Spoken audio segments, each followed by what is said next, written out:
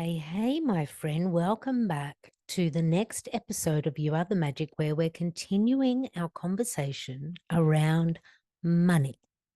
So, last week we had a beautiful double episode where we were exploring those sacred money archetypes, our relationship to money. And this week, we're going to go a little bit further, and it's more about what are you going to do about it? So, one way that we can empower ourselves financially is through investing in ourselves and literally investing our money. And one of the things that's also true is a lot of women are not investing in this way. It's actually quite outrageous how much money women are holding and holding that in cash rather than investing. Speaking for myself here, because from the outside, it feels like the whole investing money, stock market, bonds, all of these things I don't quite understand is a little bit confusing. And as our guest this week, Sarah Charles, will be sharing, a lot of women feel risk adverse or not confident, which is why I invited Sarah to come and share with us here, because we need to break through all of those barriers that are keeping us away from investing. So, Sarah, our special guest this week, is a champion of women's financial empowerment, and she's an advocate for increasing women's confidence when it comes to investing. Sarah teaches women of all ages, stages, and wages to eliminate money shame and develop financial confidence so they can prepare for their financial future with conviction. Now, I don't know about you, but I want some of that. And Sarah is the woman to connect to and listen to because she's had over 2 decades at top advisory firms where she advised clients and also advanced innovative approaches to client service. And in 2023, Sarah and her husband Jim launched Sanctuary Financial Planning. Now, at Sanctuary Financial Planning, they're shining a spotlight on advice-only planning, in order to democratize the planning process and increase access to independent, objective financial advice. And today, you get some advice from Sarah as she shares about her own journey from being on the sidelines in her financial life to stepping completely into the game and getting her hands on the ball and going for the goal. So let's further this conversation around abundance and wealth for women with our special guest this week, Sarah K. Charles.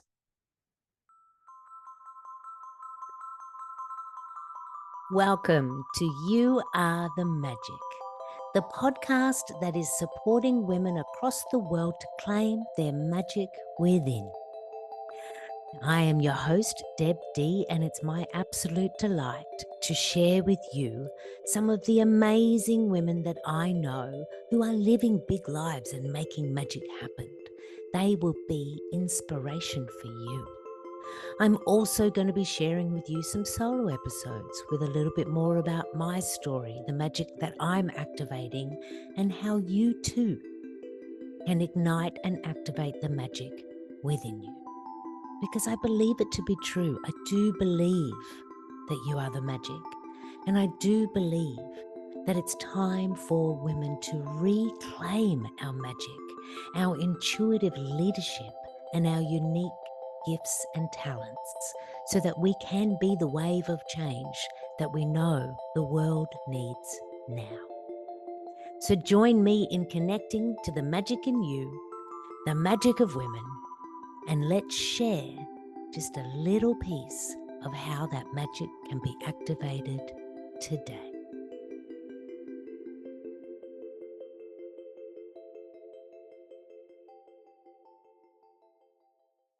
Welcome, Sarah, to the magic stage. I'm so pleased that you are here.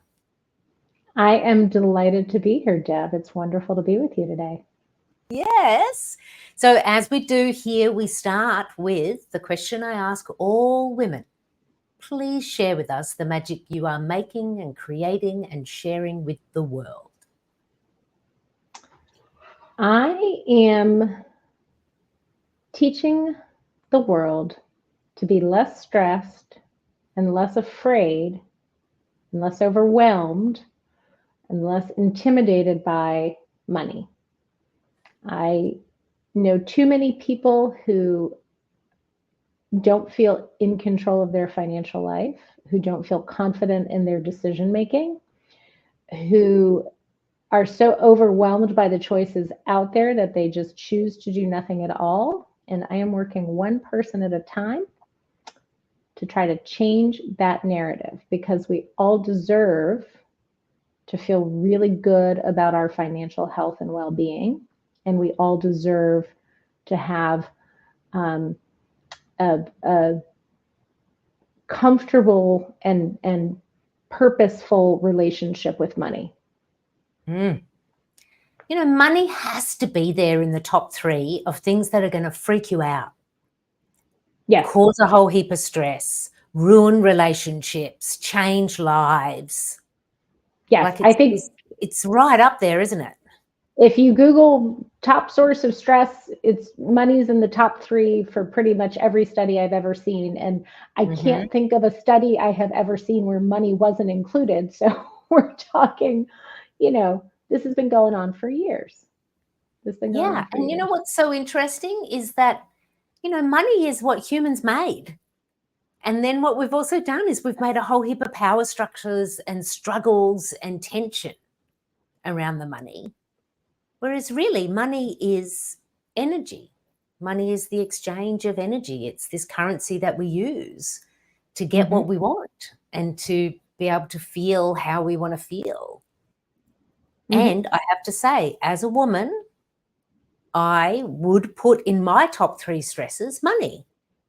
As an entrepreneur, as somebody who's moved around the world a lot of different times, if you were to look back over my kind of financial history and investment, I've definitely made some choices that other people were like, really, Deb, do you want to sell that house?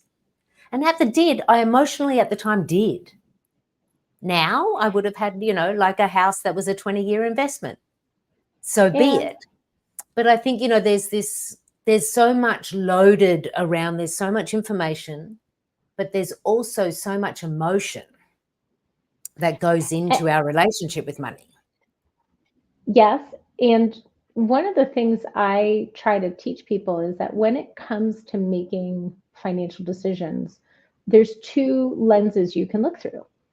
You can look through the lens of ration, or you can look through the lens of reason. So if you're making rational decisions, you're kind of operating in a vacuum, right? You're making decisions in a spreadsheet, decisions that look good on paper, that make sense on paper. But here's the thing. You and we're not spreadsheets. Human beings aren't spreadsheets. We are messy, complicated, with all sorts of baggage, and you can't make decisions like you're not a human being. And so then that raises the question, well, how do you make decisions that bring you peace of mind and that you personally can feel good about?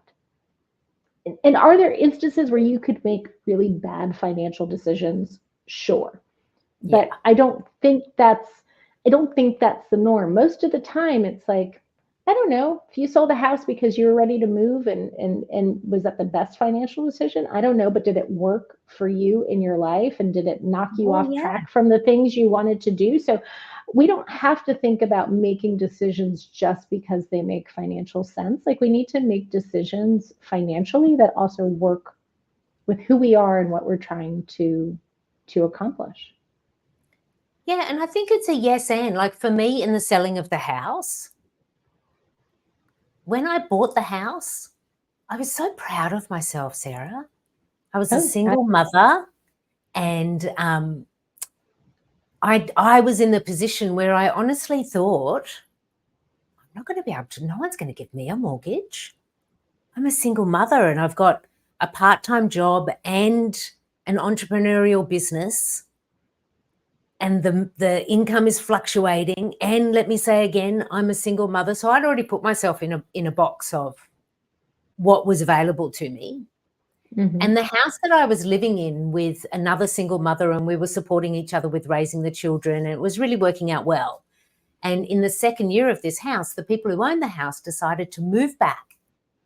And so we got notice we needed to leave. And it was a real like spanner in the works. I was like, no, we just figured out how the kids can all get along and how we're supporting each other with the school runs as two single parents. No, this is the worst thing. And I also didn't want to uproot my son again, like move again for him. And one of my sisters said, well, if you don't want to have to move again, buy a house for yourself. And I immediately was like, well, that's not available. And she said, just explore, speak to my broker, like talk to the bank. And what ended up happening when I explored, I was like, oh, this is possible for me. And so it was scary signing those mortgage papers on my own, that big, big loan. But for the years that we lived in that house, I was so proud of myself as a woman who broke out of the box that I had put myself in. Now the story of why I sold the house, that goes with Sage's passing over into spirit. And I was like, if I can't live here with Sage, I don't want to live here. I knew I was going to travel the world. I didn't want to be kept down by a mortgage or, all of the rates and the insurances. And I was like, no, I don't need that anchor right now. I need to be set free. So I don't regret actually selling the house. I don't really think about it that much. But I do remember the stronger feeling in myself is that pride that I had in myself, that I was able to do it, that I was able to do this for myself as a single mother living in the suburbs in Australia. So, Sarah, do you find that with the women that you work with or the women that you speak with? Do you find that we put ourselves in boxes of what we're allowed or what's available to us? No question. And as I was listening to you share your story, Deb, it just made my heart just burst open. I love when women have that aha moment that they are actually capable of taking care of themselves financially, and that things that they had assumed they couldn't do or they shouldn't do, it's like, no, wait a second. And as you know about me, I had my own aha moment where I sat on the sidelines of my own financial life for over a decade because I subscribed to this false narrative that I was bad with money because I had made some mistakes. So yes, I made mistakes. I ran up credit card debt. I lived beyond my means. I didn't save. I signed up for debt insurance, which increased the volume of debt I actually owed. I didn't read the things I signed. I ignored all the good advice my parents gave when I moved in with my now ex-husband and we got engaged. So I made all these mistakes. And then instead of seeing those as an opportunity for growth and learning and development, it was like, nope, you're bad with money. And so I accepted that label and let it ride for over a decade. And it wasn't until I was separated from my now ex and discovered we had missed some payments on a line of credit that were going to impact me, not him, right? Line of credit's in my name, not his.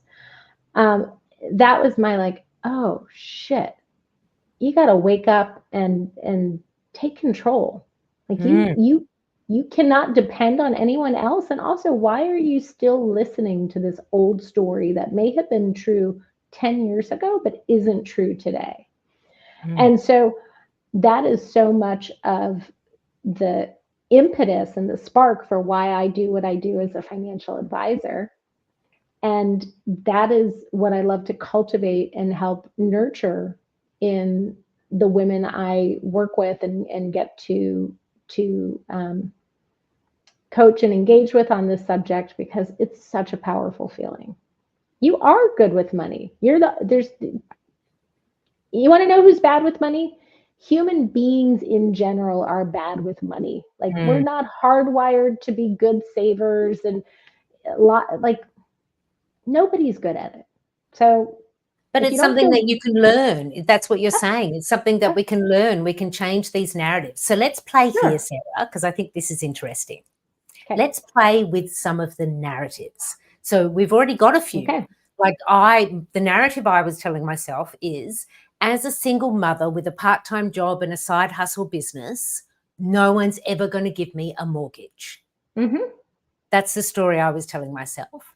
You Okay, were telling yourself within your past marriage that because of past financial mishaps, you were bad with money mm-hmm. and your husband had to take care of everything. So that's what you mean, right? When you say I sidelined Yep, myself, it's like all yep. hands on deck. He's taking care of all the finances.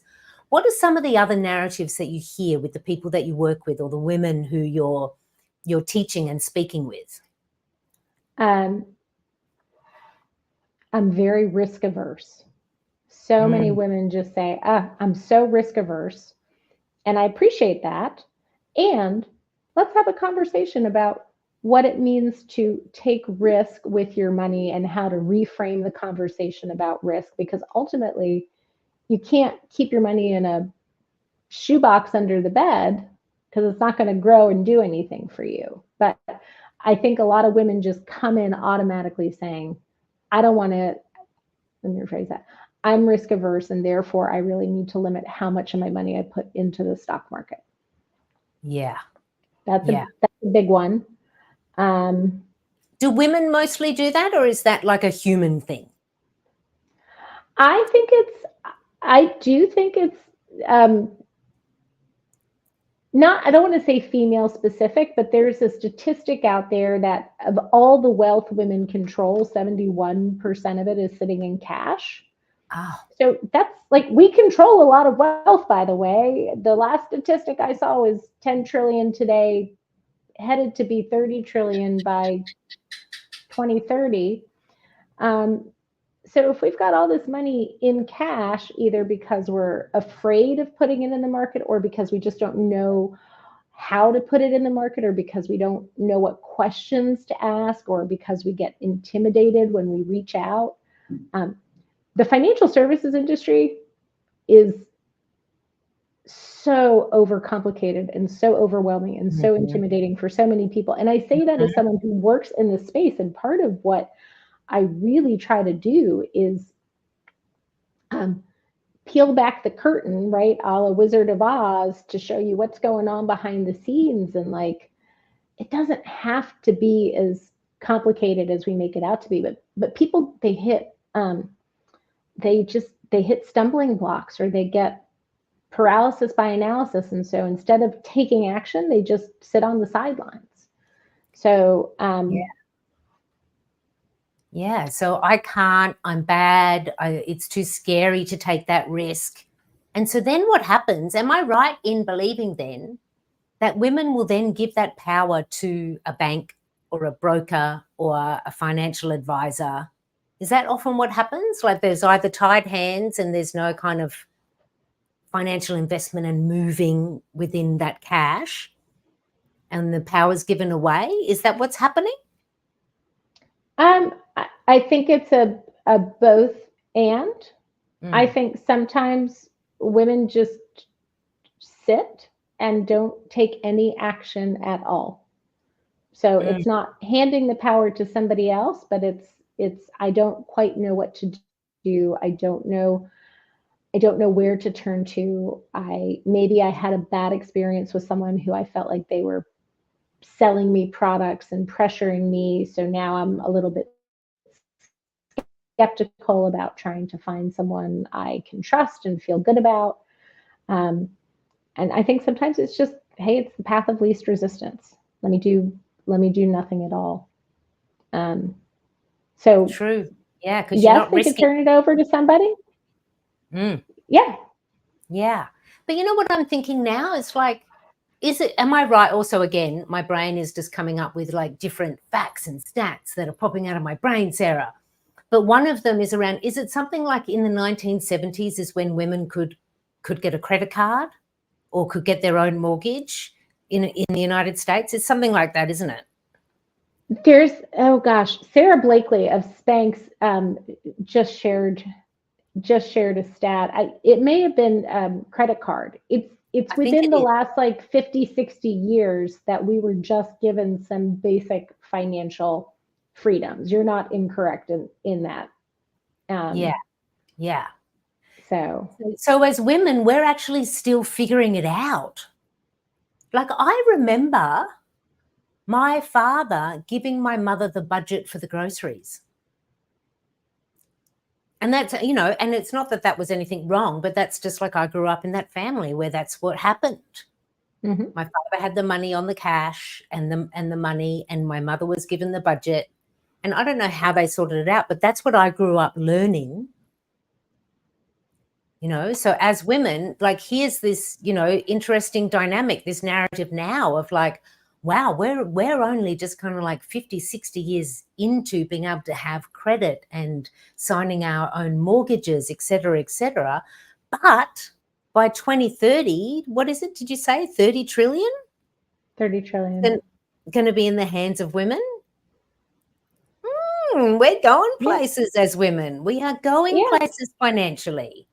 Yes. And that is why I get so passionate about making sure that women feel confident when it comes particularly to investing and planning. So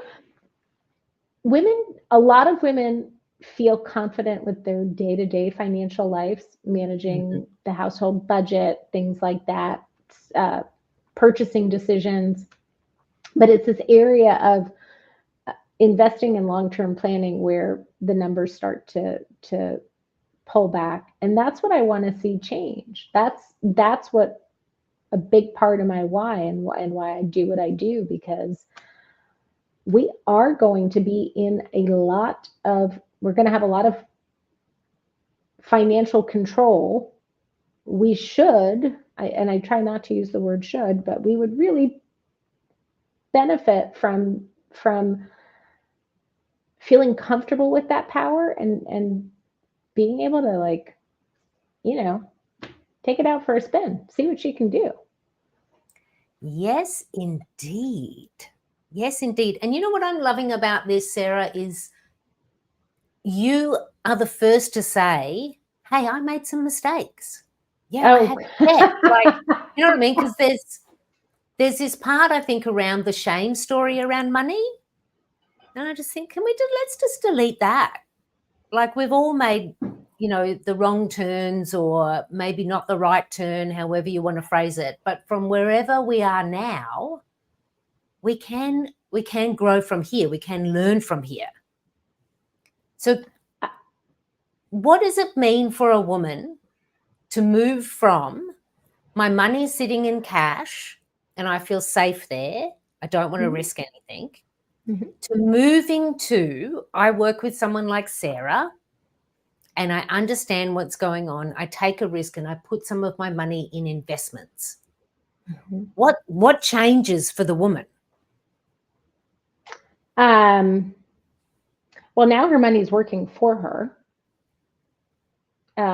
because she's got it in the stock market, so it's growing. So I think most people are keenly aware of inflation. That is a reality we've been contending with for the last several years. Inflation has been higher than normal, and even if you don't know what inflation is from an economic standpoint, like, when it costs you more to go to the grocery store, or costs you more to fill up your car or book a plane ticket, whatever it is, things cost more. Most things cost more. That's inflation.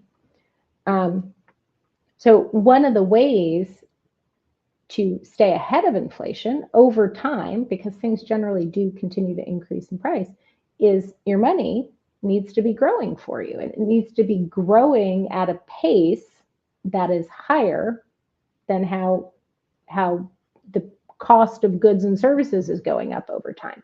And so when someone makes the decision to come in off the sidelines and get into the market, that's what they're doing. So that's part of it. And then there's also this whole conversation around risk, and let's reframe risk. So if you were to put all your money in one company, right?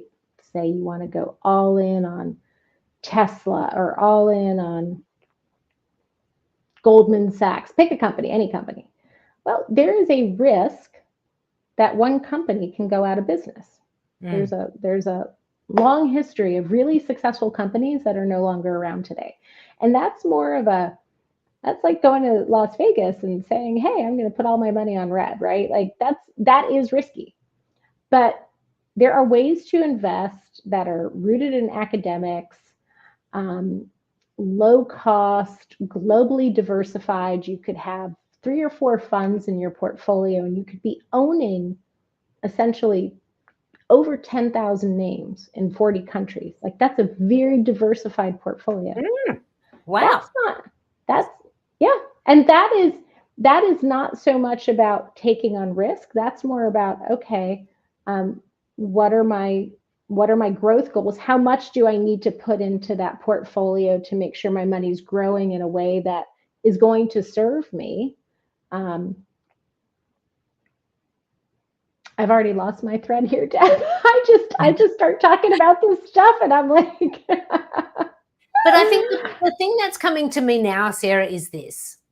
I think this is another narrative. I have it. I have this narrative living inside me, and I'm going to be honest about it in this moment. I believe you need to be rich before you can start to invest in the stock market. True or false? False. See, I knew that. I could have answered that. If I'd put a bet on that, I could have made some money, Sarah. But living inside me is again, oh, well, I'm going to have to wait until this or this happens before I can start investing, before I'm one of those people who has an investment portfolio. And I'm sure I'm not the only woman who it's not actually about the risk. It's about the narrative, again, that I'm not that kind of woman. That's not for me. I have to get to the rich club first. And I think part of that may be your own money story and lessons you learned and absorbed as you were growing up. I also think part of that, Deb, is the industry.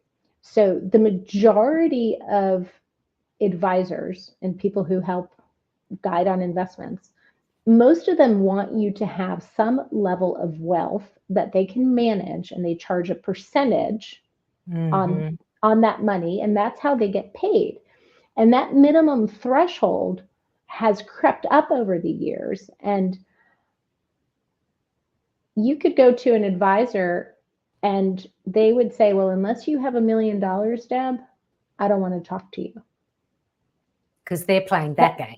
Yeah. And that is less than 7% of at least the US population. I don't know about globally, but the industry is set up to serve people who are millionaires and above. And so there are actually people who will go out there looking for advice and essentially be turned away. So that feeds into that whole narrative. And that is one of the reasons why when we started Sanctuary last year, we don't charge a fee for managing wealth, because we don't manage wealth. And we don't have any minimum threshold of wealth you need to have. We believe that everyone deserves and everyone benefits from having access to independent, objective financial advice. And so if we can shift our industry to be more inclusive and more accessible, I think more people would see themselves as being deserving of this kind of guidance. So back to your question. So some of the other narratives around that are, my situation is not complicated enough to justify talking to someone, or I don't have enough money to talk to someone. And no, you know what? Everybody's got money stress. Everybody's got questions. Everybody needs and benefits from guidance. So, Yeah. And this is why I love that you're out there talking to women about, let's break it down. The oh cash yeah, is supporting you. Yes, it's risky, but let me show you how you could actually take a calculated risk. Because there's so much in the world at the moment that is moving towards literally more power in the hands of women. And when we have access and confidence in finances, it literally does give us more strength in the game, more power, and I'm going to say it, more expanded possibilities for our magic in like what we want to do in the world. Right? undoubtedly, Yeah. undoubtedly. Yeah. So what are some key things that you like, if you could say to every woman who doesn't feel confident about money, what's something that you want to make sure everybody hears? Um, I actually think it is really helpful to look backwards in this situation. And I Mm. would say if you're not confident and comfortable, the place to actually start is looking in your past and trying to understand what I call your money story. Some people call it money scripts, money narratives. But what has shaped you and shaped your relationship, and how does that influence your decision making? Because I don't know that you're ever going to successfully break through that narrative until you acknowledge and understand where you're coming from. But those narratives, those boxes are self-imposed, right? They're Mm. not real. Mm. And we all have the ability, if you believe in a growth mindset, we all have the ability to learn and to change and to develop. Um, you can say I'm bad with money, or you can say, hey, I don't feel confident because I don't understand, but if I could find the right teacher, I'm willing to learn, and I'm curious and want to explore, and I believe that I'm a smart, capable person who is able to learn and change and grow. Right? That's a whole Yeah. same person, same situation, two different outcomes. And I want to Absolutely. see more women be like, you know what? Yeah, I'm not confident because I don't understand, but gosh, I want to learn, and oh, I need to find the right person who can teach Mm. me. I tell you, Sarah, this is the journey I'm on right now. Right? Because this is what I believe in, like in my work as an intuitive guide, literally working with women, helping them to tap into their intuition, their gifts, so they can get the best life ever. I say to everybody, if you've created it, it means you can destroy it. Like we create these narratives for ourselves. We create like the lane that we have to stay in, or we create the I'm this type of woman, therefore. Mm-hmm. Sure, you created it, which means great news. You could destroy it too. Yeah. And in the destroying and the uncovering and the shifting of narratives, I'm going to call it, it's uncomfortable. It's really uncomfortable getting into where these narratives live within you. Why were they created? And so I do strongly suggest to people, you don't have to do it on your own. Like I've listened to a lot of podcasts. I've had a lot of conversations with you, Sarah, and with some other amazing women working with supporting, women in their financial literacy or financial confidence. And I'm still on the journey, of shifting my money stories, et cetera, et cetera. Like where I'm currently at is that one that I was saying before with like, I want to change this narrative of like, I'm not the woman who can invest. It's like, yeah, I can. You can. Yeah, I can. Yeah, you can. Yeah, you Yeah, can, I Deb. can. Yes, I can. And Yeah. I'm wanting to be that for myself, but I am wanting it for all the women who I work with, because some of them, they have this financial literacy and that's working for them. But I think money and in particular women, because we haven't also had a lot of spaces where we're openly talking about it. Correct. Whereas there's a lot of women who I work with or who I know in their families, they're the breadwinner. Or in their families, they're the ones who are actually doing the monthly budget and making sure things are paid. So they are actually managing the finances, but still in the mindset of that's not for me, or that's for the other people, et cetera, et cetera. So what's some ways that women can begin to shift or change? How do you help people, women in particular, to shift from, and this feels risky, I just want to keep it in the box, I don't want to talk about it out loud, I'm a little bit shamed about my money, to building confidence? Like, how do we actually literally build the confidence? I think the confidence comes from the knowing, from the knowledge, from the learning, and that looks different for everyone.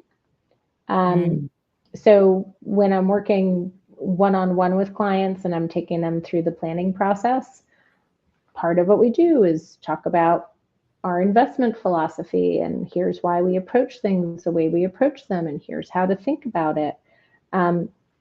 More generally, I do actually offer a money story session for people who are curious about exploring, okay, what is my relationship with money? What are the things I'm trying to focus on, and how can I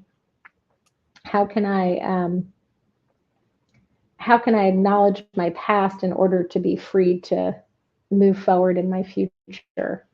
So I come back to that a lot because I think you're not going to hear a lot of people say, oh yes, go back and explore your past relationship with money. Most people are going to say, hey, take a financial inventory, put together a budget. And like all of those things are important. There's no question.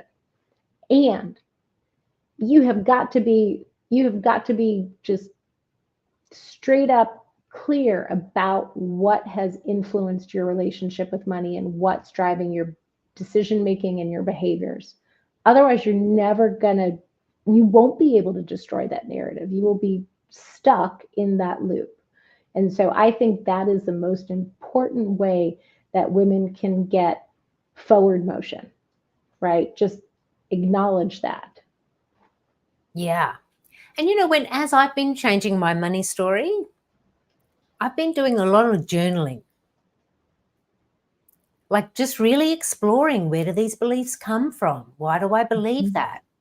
And, because we can uncover, but then there's a little bit underneath that, and you can go a little bit deeper. Like, not everyone wants to do that. I'm that kind of curious cat that wants to find all of the threads.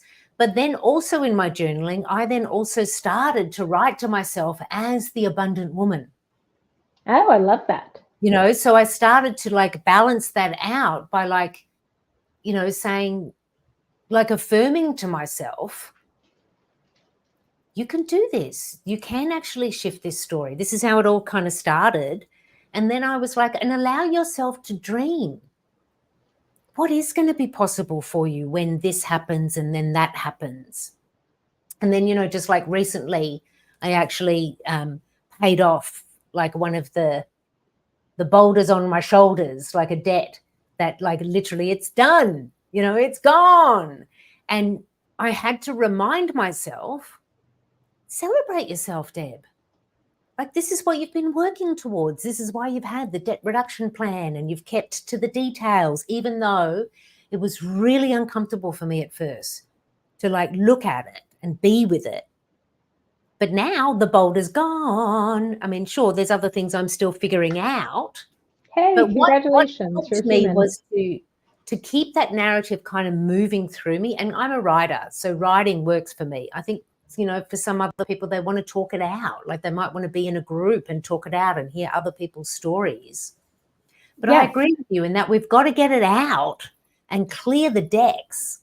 Because in my work, in like the energy work, again, what that means is you're actually changing your energy vibration around what you're available to receive. what you are available to receive. If you don't believe that you're worthy of receiving or that you'll never get it, guess what? You're not going to get it. Yeah. It's not going to happen. And so we can kind of empower ourselves with this knowledge, like you're talking about, and looking at the money story. And then I want to add here, what about some fun? Like adding in the fun. Like for me, that's like writing and journaling is fun for me, right? Or being in a group of women where we're talking about, you know, our money stories. For me, that would be interesting. Yes. But, you know, like I would also invite women who are wanting to, you know, increase their confidence in money to, how can I make this more kind of like accessible and fun for me, because it is kind of slicked with a whole heap of stress and shame. Like that's what comes with money stories, I think. Oh yeah, no, they're steeped in shame for sure. Mm. Um, I'm trying to think what would make it fun. Um, uh, that is a great question. Yeah, I think it's like you can find what's fun for you. Like, you know, a part of also what was fun for me was like listening to some different books. And some of them were, well, some of them you recommended to me, Sarah, many, many months Yeah, ago. I was like, oh, yeah, okay. So I wrote down some notes, like, you know, and I got the audio books and I'm here walking the beach listening to the books. And some of them I found a little bit confronting because they were maybe a little bit outside of the reach of how I was already thinking about money. But I was like, just stay with it, just stay with it. And then some of the other books were around like law of attraction and your money, kind of, you know, like more in the spiritual realm. So I kind of played with different resources and hearing different stories and different perspectives. Like that helped me to unlock it. But for you, mhm, Sarah, let's go back now to your story. So you said that, you know, in your first marriage, you chose to opt out of the game and be on the sidelines. And then for a decade, this is what happened. So mhm. can you just take us to like the moment when you realized, uh-oh, and then what you did next? So we can get some inspiration from your actual story because you did it. Yeah. Um, so my my ex and I had separated physically. We were living two separate homes. We hadn't separated financially. And as I shared, I got an email one steamy August day in North Carolina. We'd missed payments on a line of credit, and the bank was going to report me to the credit bureau, and I was going to get dinged. And I say me because this was a line of credit that was in my name. It was not joint, it was not his, it was mine. He was responsible for paying the bills. And I always like to qualify the missed payments were an oversight. There was no, ill intention. But that was my wake up call. That was my like, I just, the idea that somehow we had messed up something so simple. And, at the end of the day, fine, you get your credit score drops a little bit. You can always rebuild your credit score. Credit can be grown and nurtured and rebuilt. But in the moment, there was shame about like, how did I get here? How did I get to this Mm, place where I'm so divorced from my own financial situation and I have ceded total control where I am just blindly going along? And that's not who I am. That's not how I was raised or what I was encouraged to be growing up. And I didn't want to be her anymore. I mm, decided, okay, I need to take charge. And what did I do in that moment? I literally went down to the bank and opened up my own checking account and ripped off that band-aid of separating financially. But it was a slow, long haul to get to some place where I actually felt really good financially. I remember some of those early months, you know, my paycheck would get deposited and I would do the math. And by the time I covered all my expenses, I had like maybe 100 or 200 bucks to get me through 2 weeks of living. And I mm. felt so afraid. Um, but I just kept putting one foot in front of the other. just kept staying focused. I had debt to pay down. I had savings to rebuild. I had credit to rebuild. And I just stayed diligent. And I stayed focused on what I wanted to be. I wanted to be someone who was financially responsible. I wanted to be good with money. And here's the irony in all of this, right? Because I work in financial services, I'm an advisor. I wasn't advising in those years in my first marriage. I am good with money, as are you. And I just, so it everything takes time and it happens incrementally. And 1 minute you're feeling terrified, like you've lost control. And the next minute you're like, okay, I'm going to take that leap of faith. But God, where I'm heading to looks so far off on the horizon. But you just stay focused and you just, there's a key thing that you said, Sarah. You said, this is not who I want to be. I don't want to be her. You made a key decision for yourself where you're like, no, I don't want this to be my story. And then you took action in the direction of who you wanted to be, like that, getting that first, that checking account that was yours, no longer in the marriage. Yeah. Again, this comes up so often in the work I do with women. It's that internal dialogue that you have where you say, this is the moment that it changes.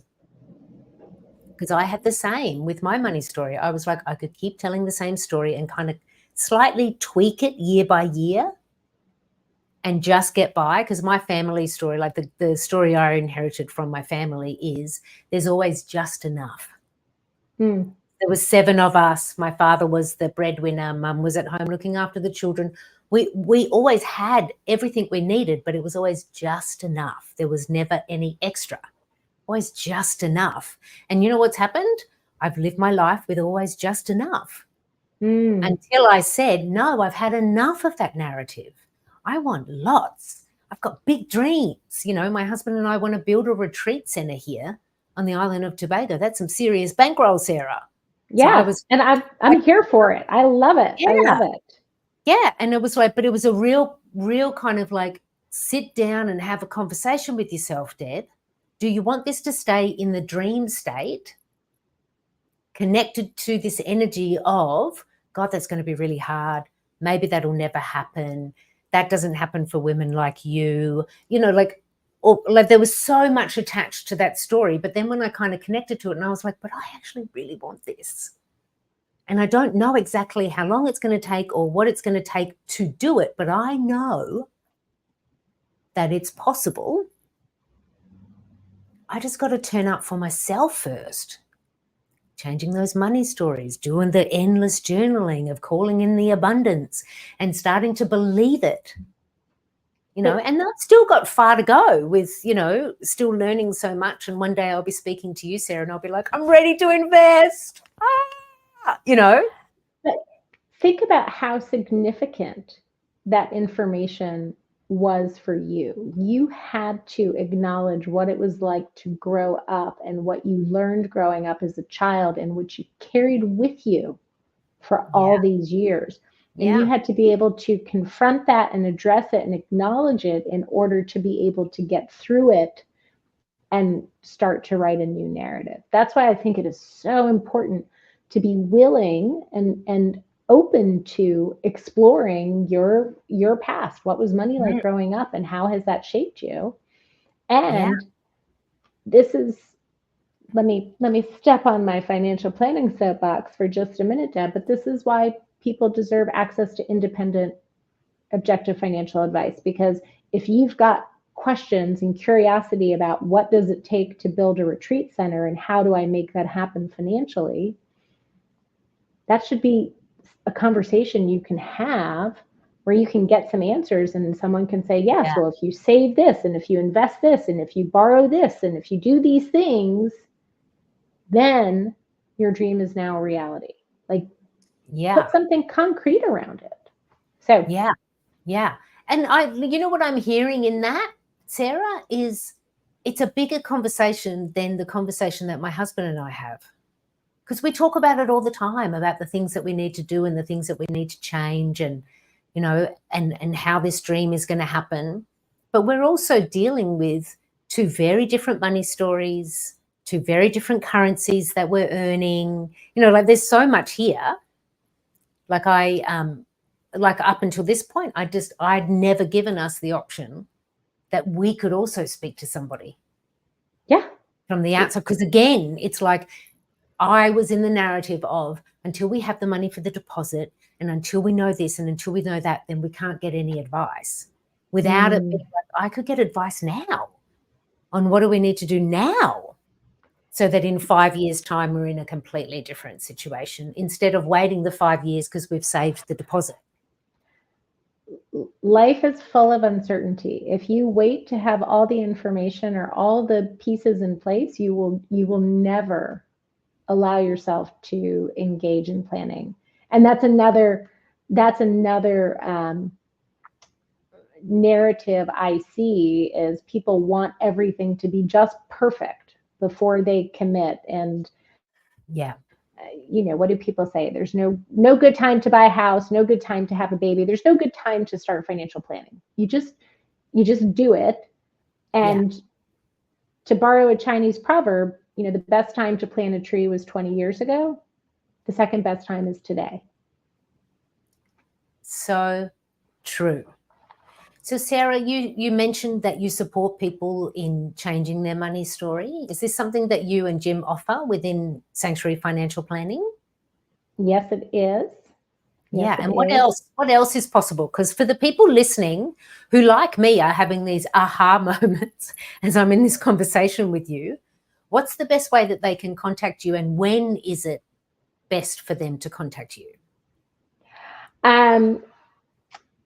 They can contact me via email at sarah@sanctuaryfp.com. I'm also on all of the social media platforms. So whatever your flavor, if you are someone who is scrolling TikTok till 2 a.m., I am on TikTok. If you're a YouTuber, I'm on YouTube. I'm on Instagram. I'm on LinkedIn.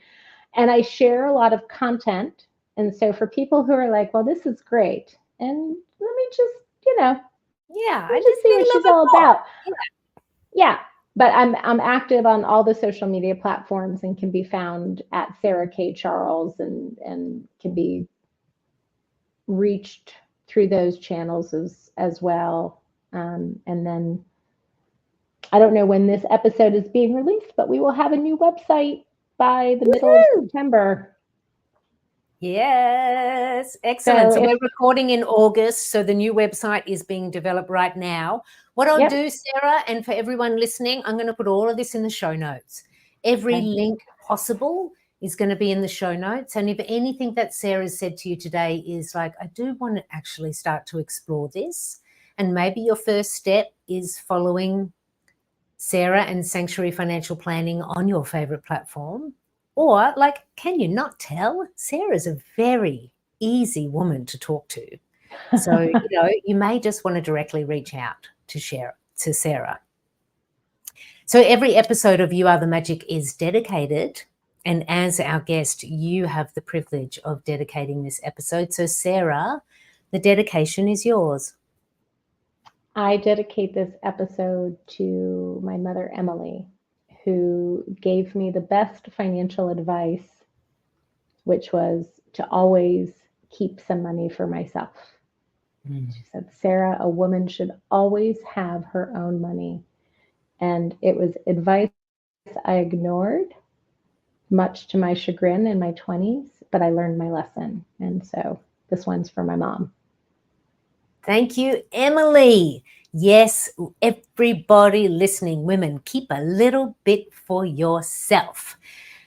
Thank you so much, Sarah, for really empowering us with an open conversation, not slicked with stress or shame, around the fact that women, we're gaining power in so many ways. Let's continue to gain that power financially. I want it for you. So breathe it in and just make a choice for yourself now. What do I want to change about my relationship with money? What do I want to change about my confidence with my financial situation? And how much bankroll do I need for my big life magic dream? Because Sarah and I want you to have it. So my friends, what an absolute delight. Thank you for spending time with Sarah and myself. Breathe it in. Ah, it's true. It's absolutely the truth that it's you, my friend. You are the magic.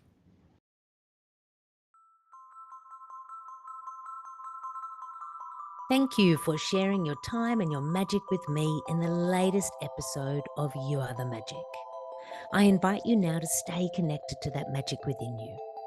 You may choose to connect via a tune. It's a 5-day audio activation that's going to connect you to your intuition and then turn the volume of that inner guidance system up. You may also choose to become a member of the Big Life Magic Makers. It's our virtual community for women who are saying, yeah, I'm freaking magical and I want to be hanging out with some soul sisters who not only believe in their magic, but are supporting each other to activate it. There's so many ways you can support your magic today with your intuition, through community, by connecting to me, and I invite you to choose you and your magic now. If this episode or any of these episodes have supported you in any way, I would love your support by sharing a review on the platform that you are listening or watching on. It really helps me to get this podcast into more ears and more hearts so we can claim it as women. We are freaking magical and we are going to activate our magic to create the changes in the world that are moving us towards more love, abundance, prosperity, and joy. Breathe it in, believe it to be true. It's you, my friend. You are the magic.